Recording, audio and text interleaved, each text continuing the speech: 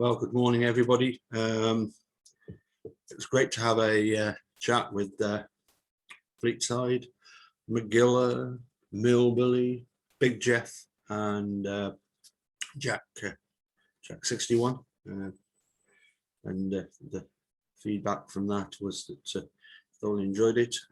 Very interesting. I certainly did. And as you know, I occasionally send messages to Emily Matasic, and so I sent her the link to both me reading out the document and the chat that we had and the document itself, and suggested that the journalism in Wisconsin back in 05, 06, 07, and since Making a Murderer came out, has been pretty poor. They've not really interrogated members of the state at all well, and challenged them at all well. I don't think. I think you'll agree. Here's another one from the archives of the Erekose YouTube channel. This time, another passion of his, not just obviously Stephen Brendan and Ricky Hochstetler, the Scott Davis case. In fact, when we were going to Australia, the dude was actually concerned that Megan Bruton might find out, and I don't know what he thought she was capable of doing in Australia, but he had genuine concern that because she had managed to get his videos blocked in Australia, that somehow that could be trouble for him. I would suggest that putting up banners at in the Melbourne Stadium are far more likely to get you arrested than worrying about Megan Bruton.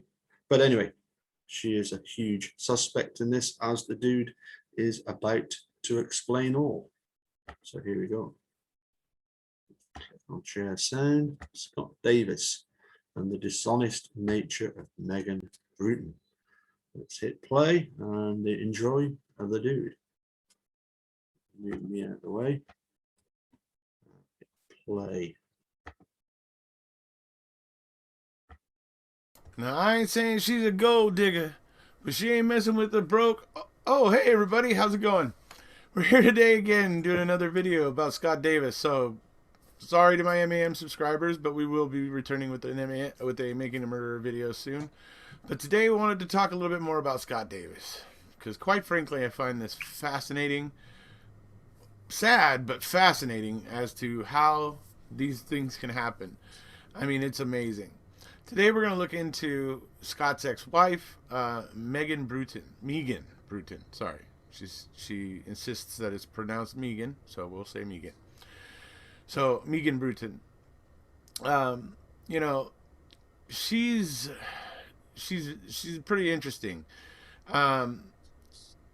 She is somehow seen as credible in the court, but I mean, if you basically don't take into account anything about her, then maybe you could believe that. But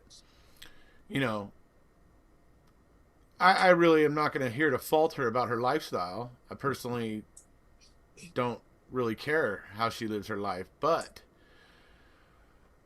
when she gets wrapped up in somebody getting put in prison for murder, when there's no physical evidence to tie him to it, there's no witness accounts to tie him to it, there's no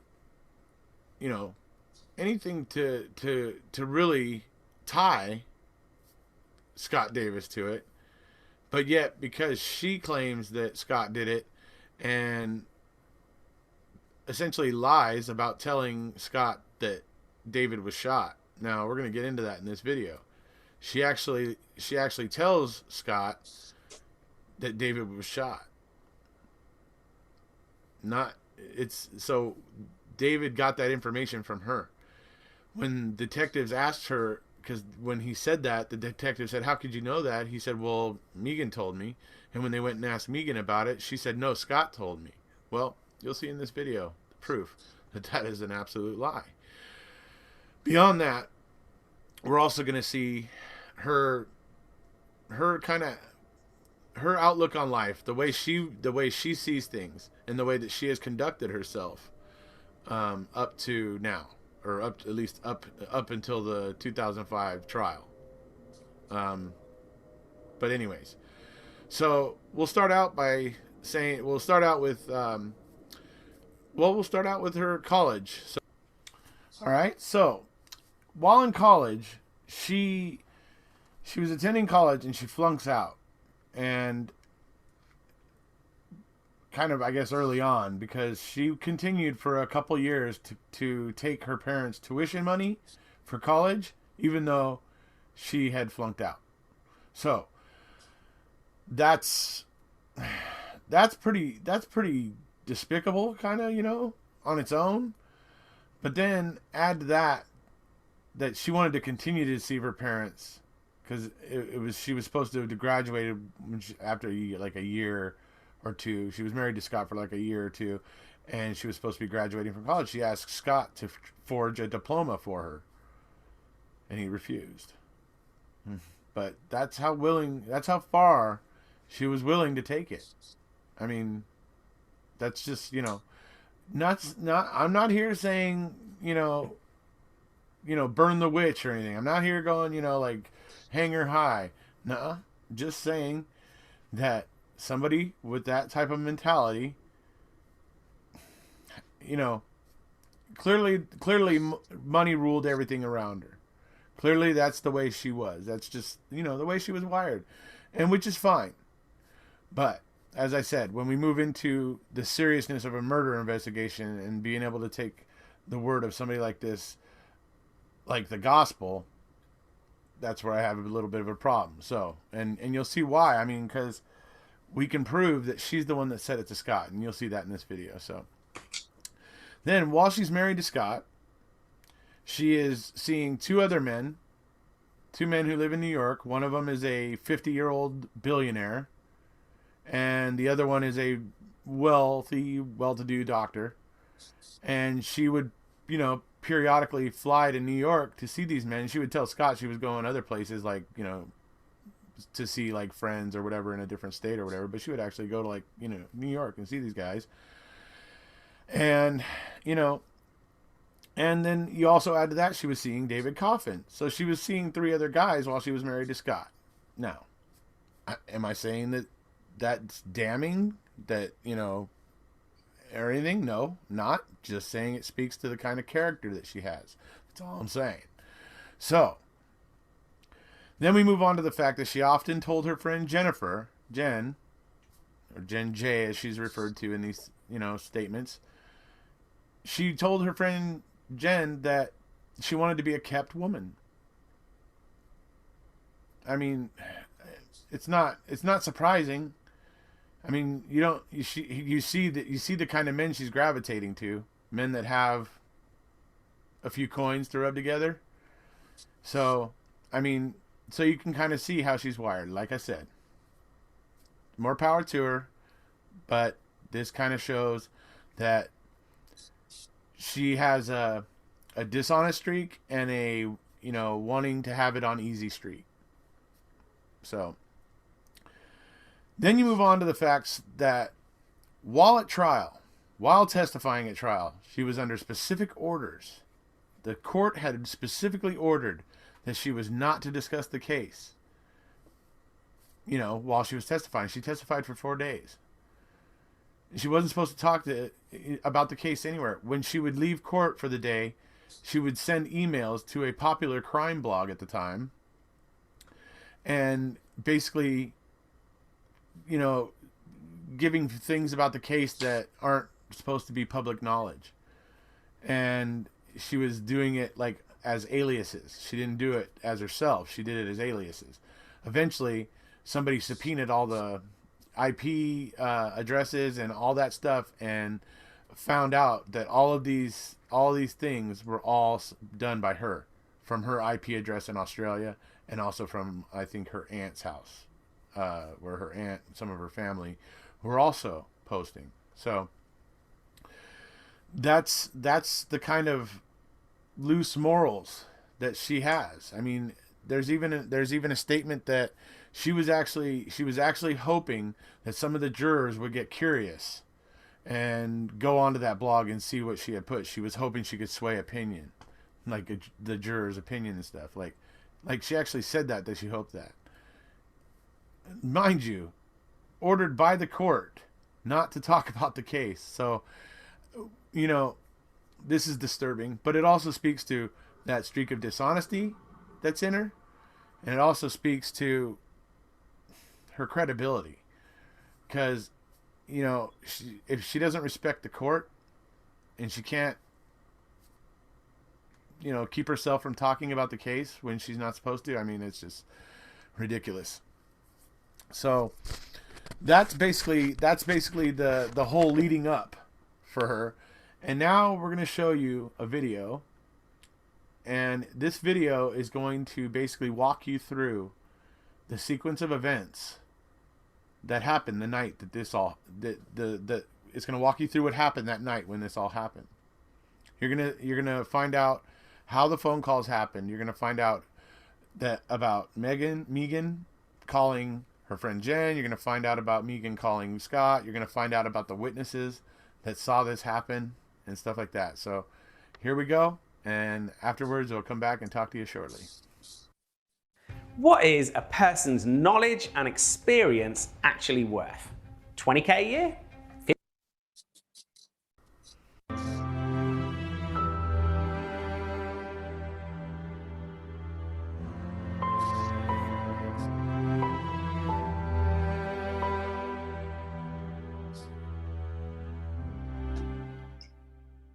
Wouldn't it therefore, though, it makes sense that if Megan did in fact tell Scott and the others that evening, and that she was the first to say that, shouldn't she be considered a suspect? Oh yeah, but the only thing is, when Joe Disney, when we did the phone records, Yeah? the phone records, from my understanding, way back, because we gave those to Joe Burford. Well, let me tell you this. The evidence that Megan was first to divulge Coffin was shot, and I promise you what I'm going to tell you here is true. Jennifer Genakova, her last name is spelled Jenacova, Jennifer Genakova. She was Megan's best friend. She confirmed that Megan called her at 12:08 a.m. that first night from the Coffin neighbor's house, the Limburgers, Limberger house, from the Limburgers house. And Megan she stated that Coffin was shot in the head. And Jennifer Genakova and her husband were so shocked that they wrote a note, a contemporaneous note that morning, memorializing those words of Megan and the time that was on the microwave and the answering machine. And the first time Scott and Megan spoke that evening was in fact 10 minutes later, after Megan had called her friend. When Megan called Scott at his house, it was at 12:18 a.m., exactly 10 minutes later. This is verified by the phone records. On this call, she told Scott that David is dead. He was shot. This is when Scott was told as he stated. How do we know this is true? Craig Foster, David's best friend and Craig's girlfriend, heard Megan say exactly what Scott claimed. They were standing next to Megan when she called Scott and told him this. They were confused themselves. I understand it. Yeah. They were confused. This Craig Foster and his girlfriend, they had been confused themselves that evening at how could she possibly have known this. This is verified in an Atlanta police interview with Craig Foster and his girlfriend. Foster also testified to this in court and in fact stated that he told Detective Chambers that first evening that Megan had told Scott this. That was testified in court. And Megan, then she changed her story and and told both the Giannakovas and the Assistant District Attorney Buford, Joe Buford, that she might have, in fact, told Scott Coffin was shot. This was just a few days after the murder. And then District Attorney Powell Howard verified this, that this had happened when he testified in court. And it was about, and that was in 2006, and it was about a year after the murder, later, when Megan completely changes her story again and says that Scott had told her Coffin was shot. This was after the huge reward was offered from the Coffin family. And in addition to the fact her changing stories are very suspicious, no evidence whatsoever supports this version, and it is fact impossible based on the timing of the calls as documented by phone records and the testimony of the Giannakovas. The Giannakovas had no motive to lie, and in fact have every reason to support Megan since Jennifer Giannakova and Megan were best friends. The Giannakovas also had no way of knowing that first day how important the timing of Megan's call was. It seems clear to me that Megan was lying and somehow had guilty knowledge. This is what is supported by the evidence, but it seems no one on the prosecution team bothered to investigate it. I want to ask you a question because I thank your honesty, and I want to know you're honest, and I want to know the truth. If Megan in fact knew and divulged first that Coffin had been shot in the head, and in fact if she did tell Scott to this before anyone else knew this, wouldn't it be true that Megan is either guilty or at least a real suspect? Well, of course. Okay. And to be fair, this is what everyone claimed made Scott the killer. If Megan was in fact the one who told Scott and the others, as evidence clearly shows, don't you agree she could be guilty or somehow involved? Well, that's what Joe Bruton was saying later on, once he got off the case. And now we will move into the audio clip of Jennifer J's testimony, who was Megan's best friend. First conversation that I had with her was the second phone call at 12:08. She said, "Oh my God, David is dead. The burglars came back. His house is burning. He's been shot in the head." So we have Jennifer J, who places her call from Megan calling her at 12:08. Here we have the phone records proving that Megan called Scott at 12:18, 10 minutes after she had told Jen that David was shot in the head. So that's pretty, the phone records, you can't deny that. Megan Bruton was the first one to divulge that he was shot. She told Scott. How would she get this information? Okay, so there you have it, folks. Right there. The phone records, everything points in one direction. It points at Megan. I would also say, in regards to her friend Jen. Now, this woman, Jen J, she is Megan's friend. They've been friends since childhood. They were in each other's weddings. They're friends. But I get the impression that maybe Jen feels that Megan is kind of a difficult friend to bear. It seems like she when she heard Megan talking about David being shot in the head, when she was over at the next door neighbor's house, calling from the next door neighbors while the house was still burning, I can imagine that might have made her think. It might have made her wonder. It would have made me wonder. How'd you know that when there was a fire? So, and Megan never offered. When asked, Megan just got silent when she got asked about how she would know that. So, I'm sorry, but all the indicators point to dishonesty with her.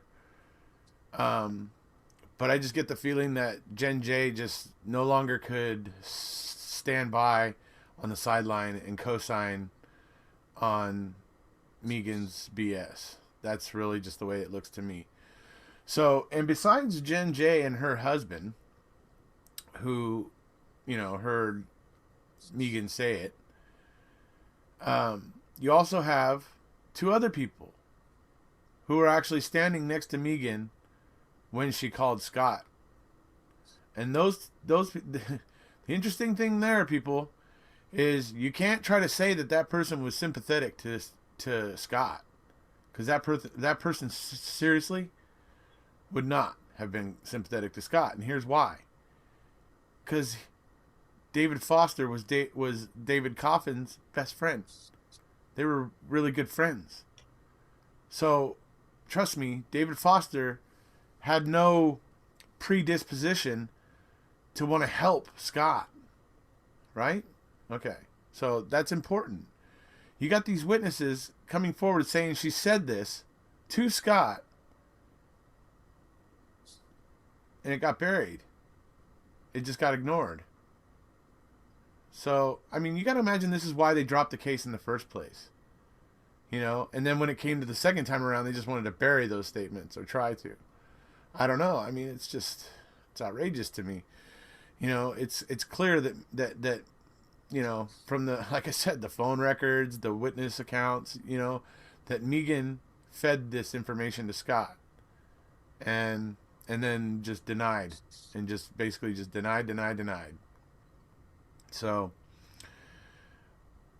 you know, like I said, I'm not critical of the lifestyle that she chose. More power to her. My problem is she is obviously lying. She is not credible, and she should have never been believed to be credible. And one other thing. Anybody who's watched my Ryan Hilligas video from Making a Murderer, what is rule number 1 in the rule book in, you know, Murder Investigation 101? What's the number 1 rule? Always look at the people closest to the victim first. Always. Never just casually pass over them. And there's a reason why. Because 9 times out of 10, they tend to either be involved or know something. Yeah. So, it's always to me an earmark of a potential wrongful conviction when you see stuff like that happen. Ignoring of potential suspects, ignoring of the obvious potential suspects. So, along with many other earmarks. But, so that's about it for today, folks. I just wanted to get that out there and show that has been totally proven that information was fed to Scott. And if the information was fed to Scott, then the whole base for the state's case falls out, because that's what the detectives, the DA, Miss Ross, the crime shows that covered it, all said, yeah, he was guilty, because he knew he was shot. Well, he knew that because Megan knew it. Do the math. Anyways, that's it, guys. We'll see you later. That's it for now, and please subscribe if you haven't already. Thanks. And I just wanted to...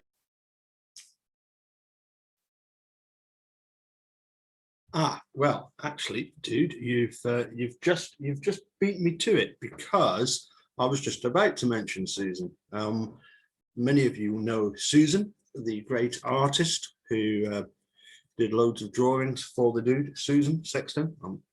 Say her name again, Susan Sexton. I believe you're in Atlanta, Georgia, where all this Scott Davis, Megan Bruton, David Coffin situation occurred. Unfortunately, Scott Davis is still incarcerated, clearly wrongfully. There is, however, a free Scott Davis organization that you can go to, a website.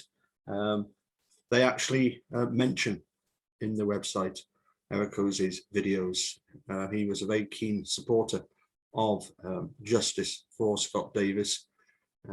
And let's hope at some point justice also arrives at the door of Megan Bruton, who, as I say, is now away in Australia. Be interesting to see, won't it, if this video gets blocked in Australia by Megan.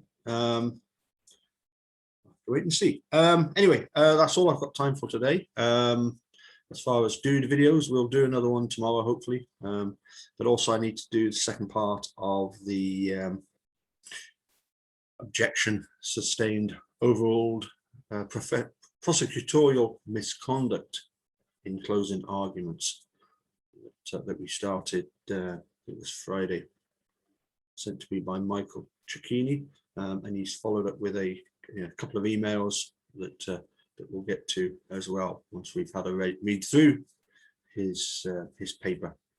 Anyway, catch you all again soon. Thank you for joining. Hope you, as I say, hope you enjoyed the videos that we've been doing since Keep Talking Till They're Walking. It's been great to see the effect of that particular weekend. I've already started setting up a couple of other people to come along and have a chat. So hopefully, fingers crossed, we'll get a few more people to come and join as guests. If they're half as good as McGilla and Fleetside, and Millbilly and Big Jeff and J-Jax, then we will be very happy.